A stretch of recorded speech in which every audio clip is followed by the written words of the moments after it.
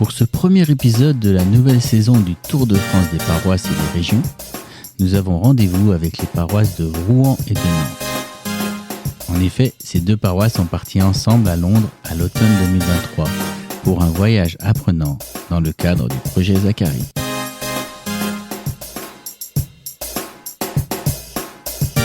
Et oui, bonjour à toutes et à tous, bienvenue sur UJR Radio, merci d'être avec nous. Je n'ai pas un grand témoin, je n'ai pas deux grands témoins, j'ai 1, 2, 3, 4, 5 grandes témoins. Voilà, une table 100% féminine autour de moi et c'est parfait. Mesdames, bonjour à vous 5, merci d'être avec nous sur UJR Radio. Je vais d'abord vous demander de vous présenter chacune pour que nos auditeurs puissent mettre un prénom sur vos magnifiques voix et puis on va pouvoir discuter ensuite de notre sujet du jour. Voilà, on va commencer par ma gauche tout d'abord. Bonjour Jonas, bonjour tout le monde. Je m'appelle Christa, je viens de Nantes, je joue de la flûte traversière au temple protestant et je m'occupe du groupe Louange. Eh bien, bonjour Christa, merci à toi d'être avec nous. Ça fait un peu alcoolique anonyme, mais c'est pas le cas. Vous allez voir, on va bien rigoler. Vas-y Anka. Alors, bonjour, je m'appelle Anne-Catherine, ou Anka. Je suis moi aussi de Nantes, de l'Église protestante unie. Et là, après 12 ans au conseil presbytéral, je sors en avril. Voilà, donc c'était une belle mission. Et je suis un peu engagée pour Église verte aussi, dans notre petit groupe de travail Église verte. Voilà. Eh bien, merci à toi. On continue. Bonjour à tous, donc moi je suis Lala et je suis également de la paroisse de Nantes. Donc je suis au conseil aussi presbytéral, moi je ne sors pas encore. Et voilà, et je fais aussi partie du groupe accueil de l'église. Parfait. À ta droite. Oui, bonjour, je suis Françoise. Je viens non pas de Nantes, mais de Angers, à 1 heure à peu près de Nantes. Et je suis là parce que je fais partie de l'équipe animatrice du projet Zacharie au niveau de la région protestante unie Ouest, qui est une région assez vaste. Voilà, donc j'accompagne les différentes paroisses qu'on emmène découvrir ce qui se passe à Londres dans les églises. Et enfin... Et moi, je suis Florence, je suis membre de la paroisse de Rouen et je suis prédicatrice laïque. Voilà, à l'occasion, je rends quelques petits services à droite à gauche quand il en faut. Effectivement, et tu rends même des services pour UJR Radio. Nos auditeurs t'ont déjà pu entendre ta belle voix dans certains de nos cultes. Bienvenue à toutes les 5, merci à vous d'être avec nous. Alors, on l'a vu, vous venez de différentes paroisses. On peut se dire, mais pourquoi est-ce qu'elles sont réunies autour de cette table ? Est-ce que vous pouvez peut-être un petit peu nous expliquer déjà pourquoi on vous a réunis ? Ça a un sens, mais que nos auditeurs ne perçoivent peut-être pas encore. Qu'est-ce qui vous a unis tous ensemble ? Qu'est-ce qui nous a unis nous tous ? Parce que je suis en plus partie avec vous aussi. Alors, qui veut se lancer ? Peut-être je peux parler du projet Zacharie. La genèse de ce projet, c'est de se rendre compte que dans les églises anglicanes en Angleterre, il y a à peu près une vingtaine d'années, ils se sont dit... dans 20 ans, soit on meurt, vu l'âge moyen des paroissiens, soit on change de logique. Et ils ont vraiment, au niveau de l'Angleterre tout entière, lancé une dynamique de changement. Donc, ils sont avancés par rapport à nous. Et en France, on commence à se poser aussi cette question. Et l'idée, c'était d'aller voir quelle transformation ils ont faite, quelle est la logique de leur transformation, d'aller voir ce qu'ils font, les idées originales, pas du tout pour les copier, mais pour en comprendre la logique et adapter à notre propre contexte, parce que l'Angleterre, c'est pas la France, c'est pas le même contexte par rapport à la laïcité, etc. Et comme on connaissait, il y a un pasteur anglais qui était en France pendant plusieurs années et qu'il est reparti dans une paroisse en Angleterre, Saint-Barnabas, l'idée a germé avec notre président de région de faire un partenariat avec cette paroisse pour lancer un projet pour emmener des paroisses voir ce qui se fait à Londres et réfléchir, ouvrir leur esprit dans un contexte qui n'avait rien à voir avec le nôtre. C'est peut-être la meilleure façon de se déplacer. Et le projet Zacharie est né comme ça et je fais partie avec une pasteure de l'équipe animatrice des sessions Zacharie où à chaque fois on emmène plusieurs paroisses et l'idée c'est d'emmener plusieurs paroisses pour qu'elles discutent entre elles et qu'elles établissent des liens. Donc la dernière fois c'était Rouen et Nantes. Et donc vous êtes partis, vous avez pris le chemin Tu veux nous raconter un petit peu ? Voilà, non, on s'est retrouvés effectivement 2 équipes de nos 2 paroisses de Nantes et de Rouen et on s'est très très bien entendus. On a passé des très bons temps de partage. On a vraiment eu des discussions à cœur ouvert, des très bons temps de prière et je crois qu'on a beaucoup appris au contact les uns des autres.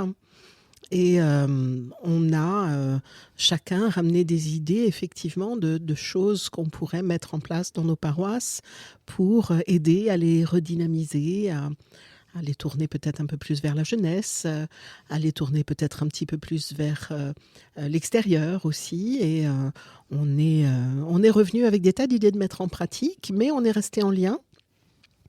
On a créé un petit groupe au travers d'une application qui permet d'échanger, de garder des sujets de prière les uns pour les autres et puis de se donner à l'occasion des nouvelles. Et puis voilà. Ouais, je rebondis sur ce que tu dis. Ce qui était vraiment super, effectivement, c'est que le programme là-bas, sur les 4 jours, il avait été très bien pensé. Bon, on n'en était pas à la première, c'était la 4e, il me semble. 4e, oui. Et donc, il y avait des temps d'observation de toutes ces idées géniales qui fonctionnent et qui nous ont déplacés et qui étaient si merveilleuses à observer, en fait. Il y avait des temps d'observation, donc des cultes, du concert dans le pub, voilà, on y reviendra peut-être. Et à côté de ça, il y avait aussi des temps qui étaient prévus pour se retrouver entre nous, donc Rouen, entre l'équipe de Rouen, entre eux, l'équipe de Nantes, entre nous, pour repenser à notre dynamique locale et à notre contexte local. Et ce va-et-vient, en fait, entre observation apprenante et puis réflexion sur notre propre réalité. Et après, en plus, échange avec une autre paroisse qui a des similitudes et en même temps des différences avec nous. C'était d'une richesse. Je pense que là, ça fait 6 mois, mais on a commencé à exploiter des choses, mais c'est le début d'un chemin. Je pense qu'on le ressent comme ça. On va pouvoir en parler. Alors, je sais que ça va être compliqué de résumer tout ce que vous avez vécu ces quelques jours en quelques minutes et en quelques mots. C'est peut-être un exercice compliqué, ce que je vais vous demander, mais s'il y avait un moment ou une chose qui vous a marqué quand vous êtes allé à Londres et que vous aimeriez partager avec nos auditeurs, quelle serait la chose qui vous a peut-être marqué le plus ? Bon, j'étais impressionnée par la manière comment ça a été structuré. Donc, toute leur évolution, comment ils l'ont structuré. Donc, ils nous ont expliqué un petit peu.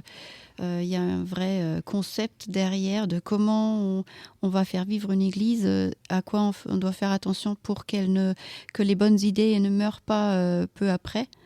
Et donc, il y a vraiment beaucoup de choses à apprendre de ça, je pense, pour construire chez nous. D'autres choses qui vous ont peut-être marqué ?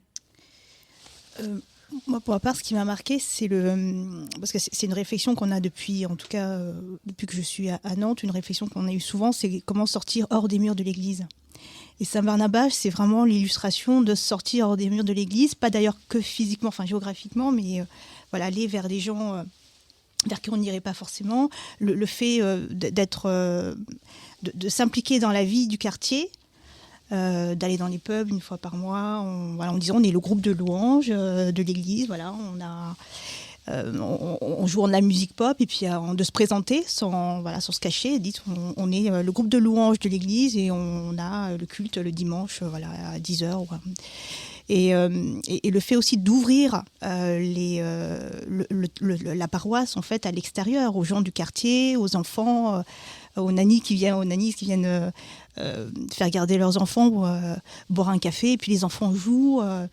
Donc voilà, c'est à la fois innovant, mais finalement, je pense que c'est aussi un retour aux fondamentaux, parce que c'est ce que Jésus faisait en fait. Il allait à l'extérieur, il allait vers des gens il restait pas sur place, il était toujours en mouvement, et c'est peut-être un petit peu ce qu'on a oublié dans nos paroisses, et donc c'est une vraie dynamique, et ça nous remet en route.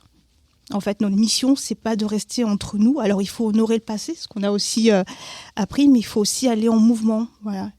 Notre mission de chrétien, c'est aussi d'aller vers les autres et d'aller annoncer l'évangile. Et pour ça, Saint-Barnabas, ce qui se passe à Saint-Barnabas, ça a été très, très enrichissant et très instructif. Ouais, le fait que effectivement ce soit un lieu qui puisse être modulable et modulé en fonction des activités qui s'y passent. C'est vrai qu'on était là pour le 31 octobre, la fête de Halloween qui transforme en light party. Et donc, ils invitent largement les gens du quartier. Et donc, les familles viennent, des familles qui n'ont pas du tout l'habitude de fréquenter l'église, pour la plupart. Mais elles viennent avec les enfants déguisés. Les parents sont invités à prendre un verre, à discuter pendant que les enfants profitent de maquillage, dansent au milieu de l'église qui a été du temple, en fait, qui a été vidé de ses chaises. C'est-à-dire que c'est vraiment le lieu, c'est un lieu de vie. Et c'est pas du tout un bâtiment.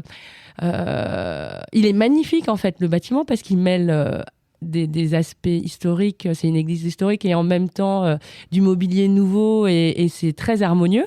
Mais on s'autorise à y vivre en fait. Et on n'est pas gêné de se déplacer pendant un culte. On peut entrer avec son thé, son café. On peut y voir courir des enfants. C'est vraiment la vie en fait. Qui je pense qui a été qui était très marquant en fait à observer là-bas. Ouais, la salle était transformée en salle de jeu en fait pour les enfants. C'est ça. Moi, ce qui m'a vraiment marqué le plus, c'est à quel point ils sont arrivés à un mode de fonctionnement où tout le monde a une place active. Et souvent de manière un peu traditionnelle ou peut-être vue de l'extérieur aussi, on perçoit l'Église en France comme un lieu où il y a une personne qui prend en charge, une personne qui est responsable et puis des gens qui viennent assister avec un rôle finalement très passif, un rôle de récepteur très passif. Et puis une fois qu'ils ont chanté quelques cantiques, écouté un message sur un passage de l'Évangile, éventuellement pris la scène, ils rentrent chez eux.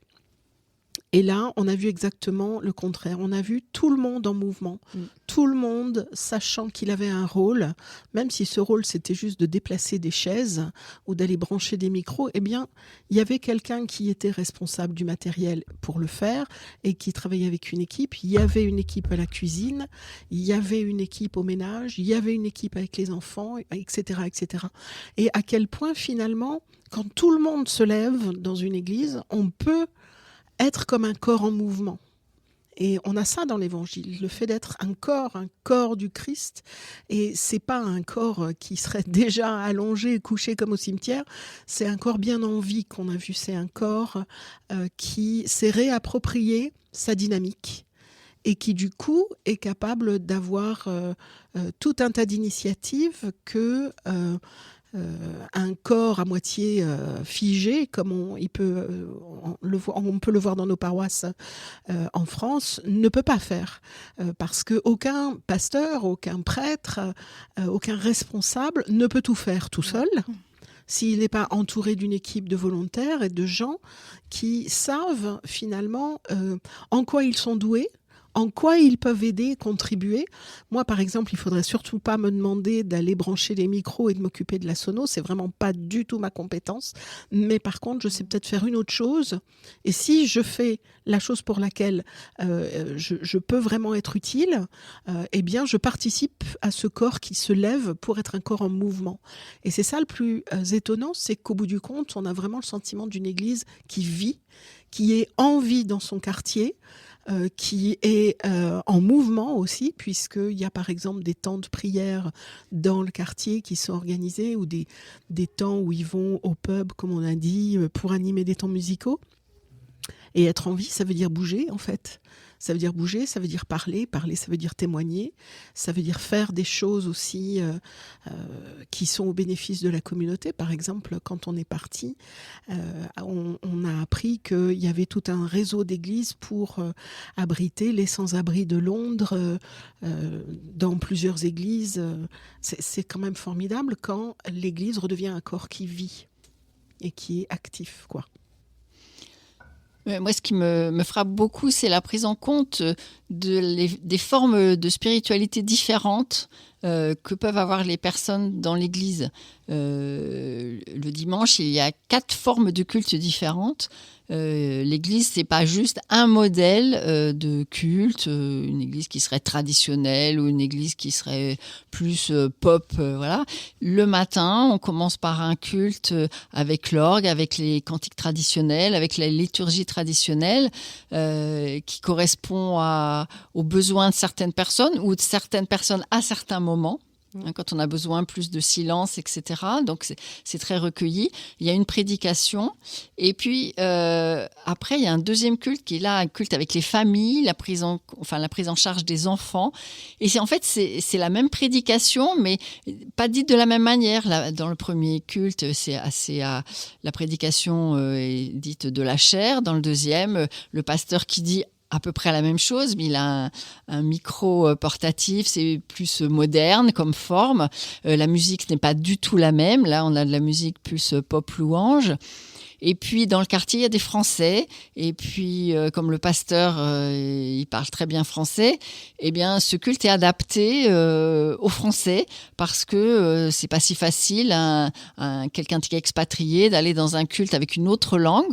Donc, les Français peuvent se retrouver dans ce culte avec d'autres Français. Et puis, il y a un 4e culte qui s'appelle le culte Create. L'idée de base, c'est dans nos églises, on est beaucoup dans l'écoute.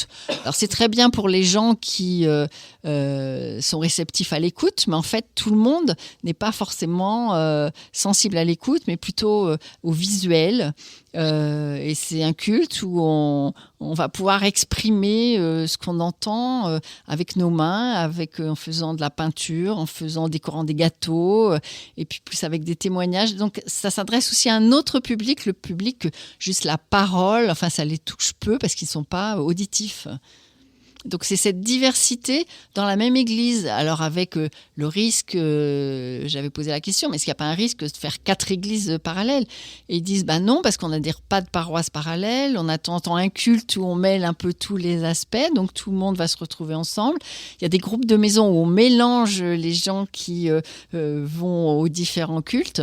Donc ils arrivent, et moi je trouve ça extraordinaire, avec des formes de ritualité en fait, ou de spiritualité différentes, à faire quand même une communauté unie avec vraiment un esprit commun, quoi. Et ça, c'est vraiment très très chouette. On voit en tout cas que vous avez vécu plein de choses riches et variées, qu'il y a plein de choses qui vous ont touché. Et après ce voyage, il a fallu revenir malheureusement en France, parce qu'on aurait peut-être tous voulu rester encore plus longtemps. Mais maintenant que tu l'as dit, ça fait 6 mois que vous êtes revenu de ce voyage. Est-ce qu'il y a des choses qui ont changé ou des choses qui peut-être commencent à évoluer dans vos paroisses, chez vous maintenant, à Nantes et à Rouen ? Alors à Nantes, on a commencé un culte qu'on a appelé Résonance, qui a lieu le dimanche soir. Donc là, on est sur 18h30, le premier dimanche du mois.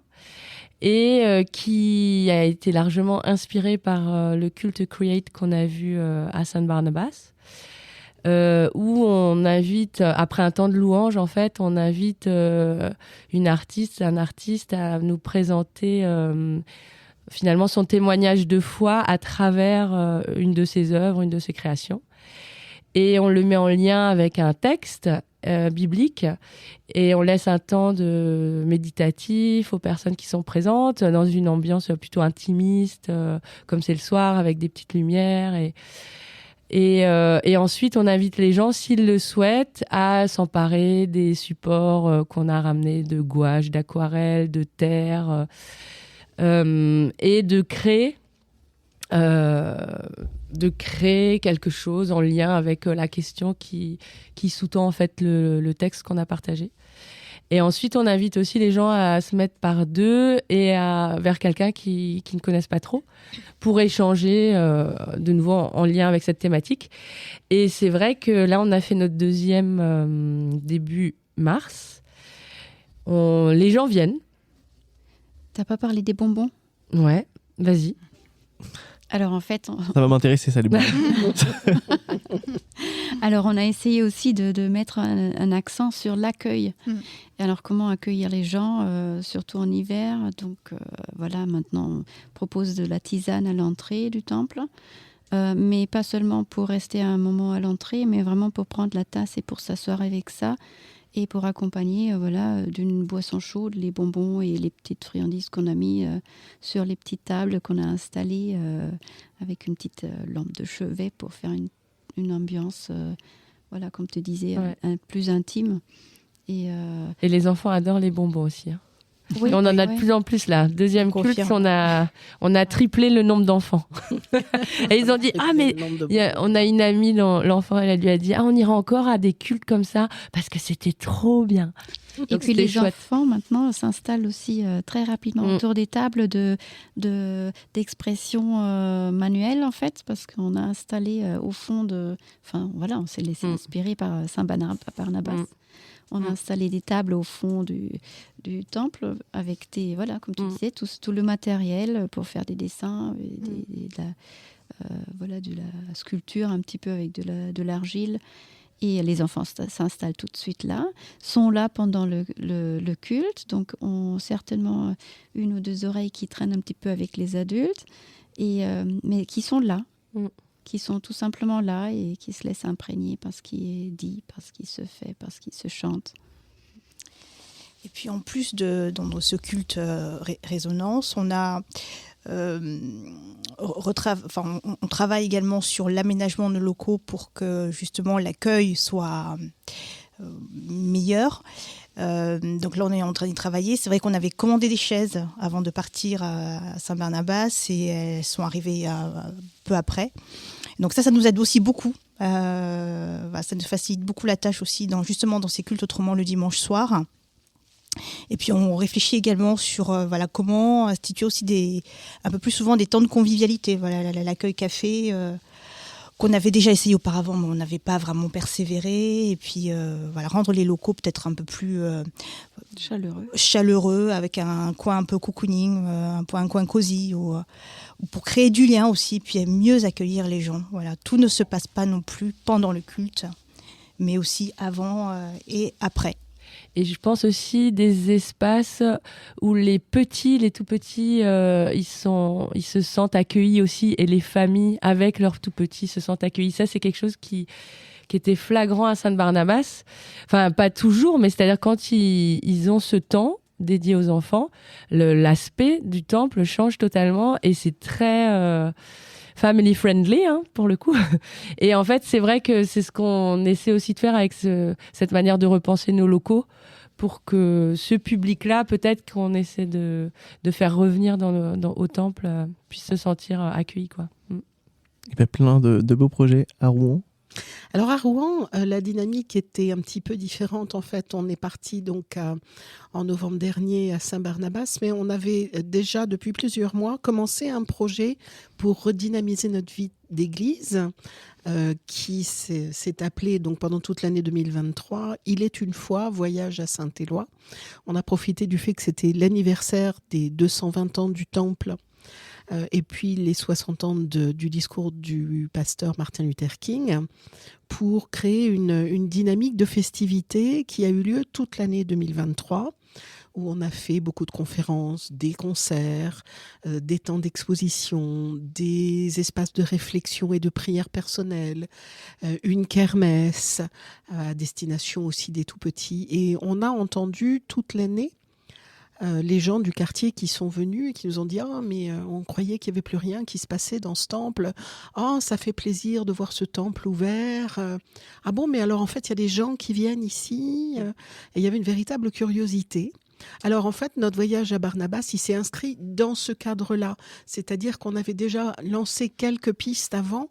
Et quand on est revenu, on a été encore plus convaincus de la nécessité de s'ouvrir à toutes les classes d'âge, à toutes les forces vives de l'Église et à l'extérieur, au voisinage autour du temple et aussi à tous les gens qui cherchaient un contact avec une paroisse. Donc, on a eu des temps de partage. On a organisé en particulier une journée anglaise avec un temps de culte, puis suivi d'un temps de brunch, et c'était juste avant Noël. Alors ça s'est fini par une soirée de Christmas carols. On a chanté le Seigneur en anglais.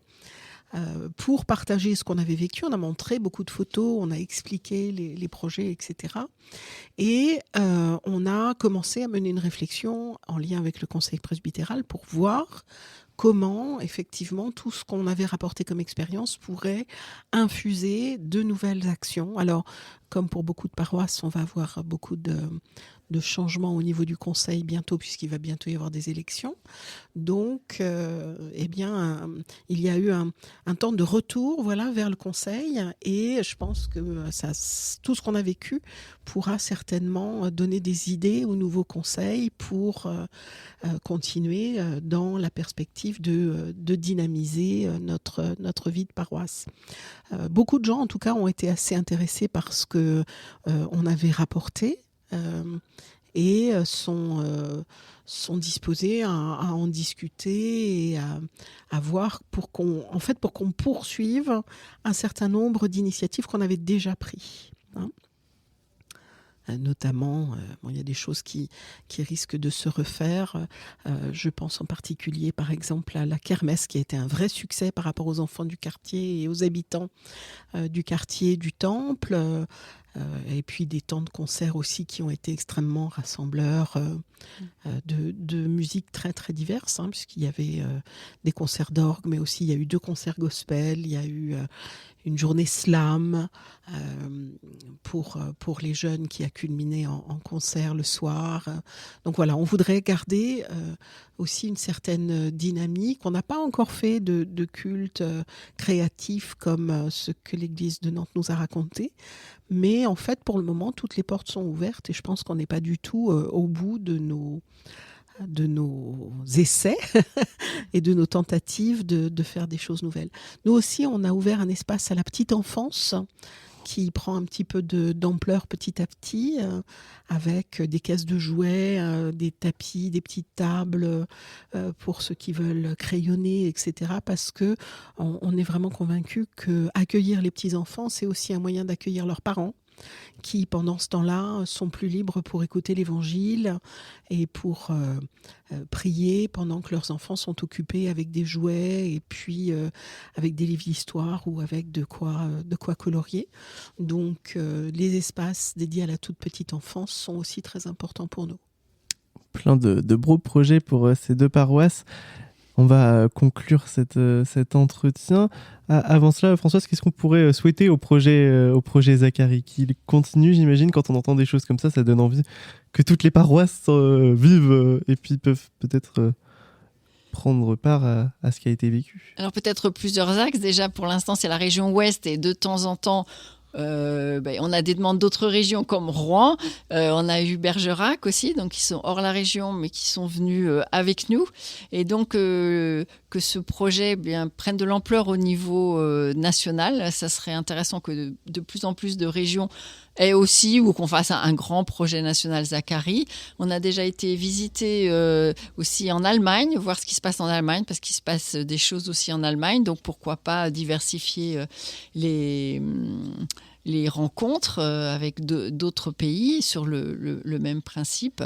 Et ce qu'on voit aussi avec le projet Zacharie, ça je souhaite que vraiment ça continue, c'est que les paroisses qui ont été ensemble, en fait, on voit qu'elles continuent à avoir des liens. Par exemple, il y a Vannes, Orléans qui se rencontrent, qui s'échangent les bonnes idées et qui sont sur une dynamique commune.